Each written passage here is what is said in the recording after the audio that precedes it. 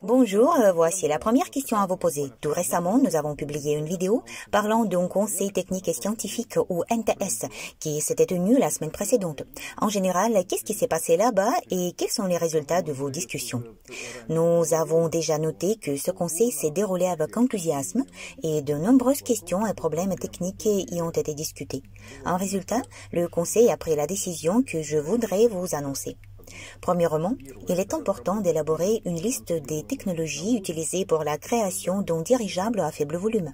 En passant, le nom provisoire de ce dirigeable a même été accepté. Il s'appellera Nova 2. Il est bien clair pourquoi c'est Nova et pourquoi ce chiffre en 2.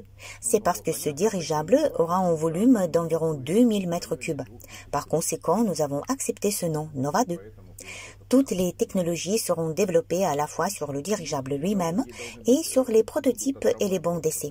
Et deuxièmement, il est nécessaire de développer les exigences techniques de ce dirigeable Nova 2, de développer leurs justifications et de les présenter au conseil technique et scientifique d'ici fin du mois, afin de les approuver et de passer à l'étape suivante.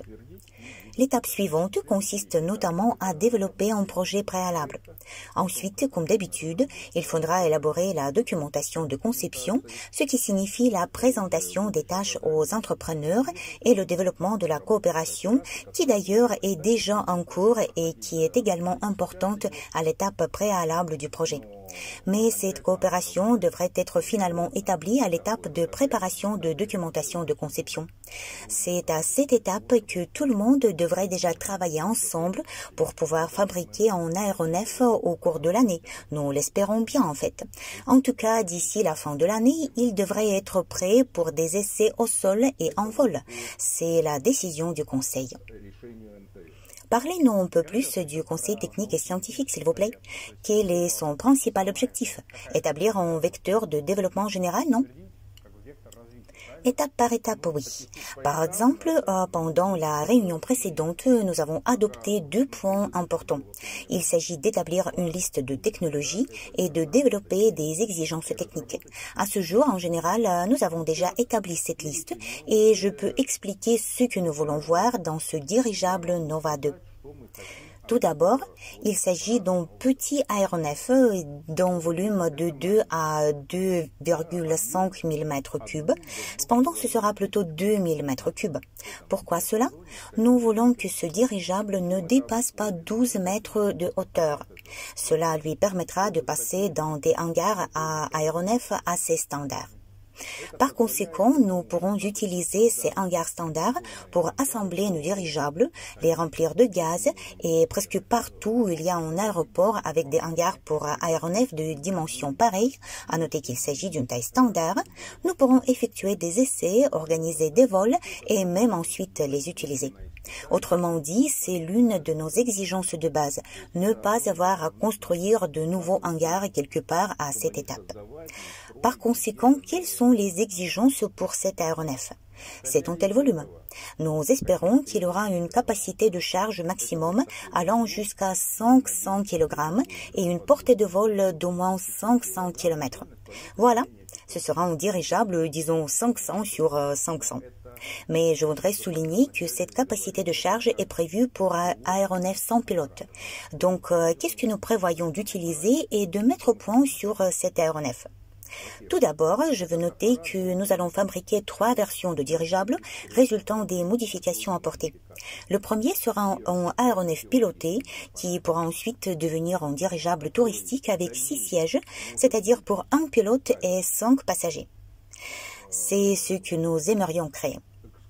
Nous comprenons que cet aéronef devra être certifié. Il faudra obtenir un certificat spécifique si nous voulons vraiment le faire voler avec des passagers à bord. Oui, il peut également être de classe VIP. Cela signifie qu'il y aura moins de passagers. Ou disons un dirigeable touristique ordinaire pour des excursions. Sa durée du vol sera faible, mais tout à fait suffisante. Nous prévoyons une durée de vol d'environ 2 heures.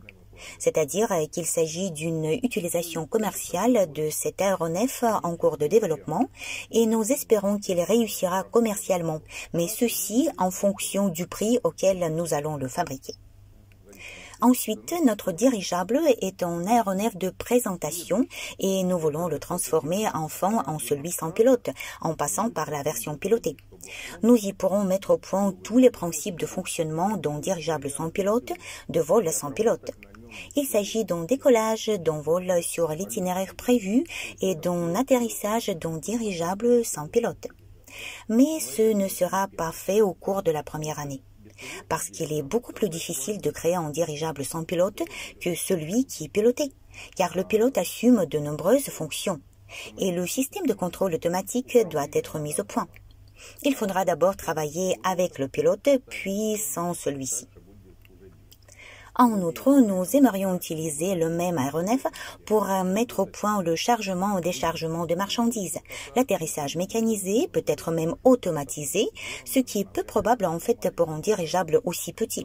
Mais néanmoins, nous envisageons des variantes. En outre, nous aimerions vraiment organiser l'amarrage de cet aéronef avec la participation d'un minimum de personnel au sol ou même sans ce personnel. C'est-à-dire que cela devra être effectué à la fois dans la version pilotée et dans la version sans pilote. Voilà. Je suis en train d'énumérer les technologies que nous voulons démontrer, ce qui représente le premier point de la mise en œuvre prévue par le Conseil technique et scientifique. Ensuite, nous voulons étudier la maniabilité de ce dirigeable à basse vitesse. Parce que, on peut, par analogie avec le Zeppelin, nous prévoyons d'installer sur cet aéronef un propulseur de trave, mais plutôt dans le plan horizontal, pas vertical.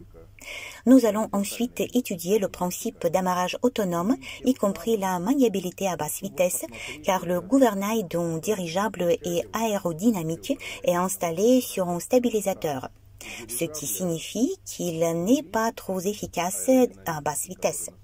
Par conséquent, il sera nécessaire de contrôler le dirigeable avec d'autres appareils. Et si nous voulons nous passer de l'équipe technique pour qu'elle ne contrôle pas le dirigeable lors de l'amarrage, il devra s'approcher du hangar à basse vitesse. Il ne pourra pas atterrir à grande vitesse car évidemment ce n'est pas un avion. Sinon, tous ses avantages seront perdus. Il doit atterrir dans un endroit précisément donné. C'est un problème vraiment sérieux et nous voulons le résoudre à l'aide de ce dirigeable, à la fois dans la version pilotée et sans pilote. Il en va de même pour la technologie de déplacement du dirigeable sur le site d'amarrage pour qu'il ne soit pas déplacé par plusieurs personnes. On parle également de la technologie de garde sans hangar, y compris les normes prescrites, notamment avec un vent de 35 mètres par seconde, c'est-à-dire quand il s'agit d'un vent d'ouragan où les gens sont emportés, l'aéronef devra être maintenu normalement au sol sans hangar. Et puis, nous nous fixons la tâche qui concerne les unités, en particulier celle du système air-gaz. Nous allons introduire l'impression 3D en utilisant la méthode des technologies additives. Oui, effectivement, nous lançons cela aussi. Ce sont les technologies que nous voulons mettre au point sur ce dirigeable. À noter qu'en parallèle, dans le cadre de la société Nova, nous avons créé un centre d'ingénierie qui devra réaliser ces tâches. Pour le moment, c'est Fedor Konstantinov qui est le directeur de ce centre. Il a 2 adjoints, c'est moi et Vadim Zubkevich. Nous 2 avons déjà pris la parole au conseil. Je suis plutôt responsable de la partie organisationnelle et Vadim Zubkevich est plutôt engagé dans la partie technique. À cette étape, c'est une sorte de centre d'ingénierie technique. C'est un prédécesseur d'un bureau d'études qui devrait apparaître à l'avenir. Mais pour le moment, nous ne sommes pas encore prêts à créer un bureau d'études. Par conséquent, nous avons décidé de créer d'abord un centre d'ingénierie. Cependant, nous avons déjà approuvé la création de 6 départements. C'est un prototype de bureau d'études en fait. Le premier département est celui de la visualisation générale et des coques. C'est un département de conception dans lequel les idées sont développées et en général, je dirais que toutes les technologies de base et les concepts de base sont développés dans ce département. Le département suivant est celui du calcul théorique. Ces tâches sont claires. Il s'agit de l'aérodynamique, de la dynamique, de la force, de la charge et de tous les calculs aérostatiques qui doivent être effectués. Ensuite, c'est le département d'ingénierie qui s'occupe notamment de la conception des unités. C'est-à-dire qu'il s'agit du développement de toutes les unités de coque, du châssis, de l'empennage, de l'équipement air-gaz, des éléments de la centrale électrique, de l'élément de la nacelle si nécessaire. Quelque chose sera confié aux entrepreneurs, mais nous développerons quelque chose nous-mêmes. Le département suivant est celui du matériel de navigation de bord. Il s'agit du développement de matériel de navigation, de radiocommunication et d'équipements électriques généraux.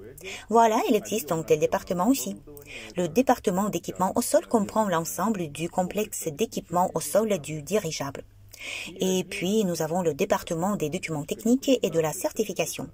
Nous devrons produire un manuel d'utilisation en vol, un manuel d'utilisation générale, des fiches techniques, des formulaires, des contrôles des normes, des archives, des questions de certification. Tout cela sera effectué dans ce département. Voilà la structure qui est actuellement définie. Elle grandit progressivement. Nous sommes en train d'embaucher de nouveaux employés, une personne pour un travail à temps partiel, une autre à temps plein et une autre travaillera à sous-traitance. C'est-à-dire que le processus d'organisation du bureau d'études se déroule parallèlement avec le processus d'élaboration des exigences de l'aéronef. Eh bien, nous pouvons dire qu'une dizaine de personnes travaillent déjà avec nous, coopèrent déjà avec nous. De plus, l'équipement des bureaux de travail avec du matériel est en cours. Oui, nous avons déjà montré nos bureaux. Ce processus se déroule donc en parallèle. Рабочие места, то есть мы тоже, этот процесс идет параллельно.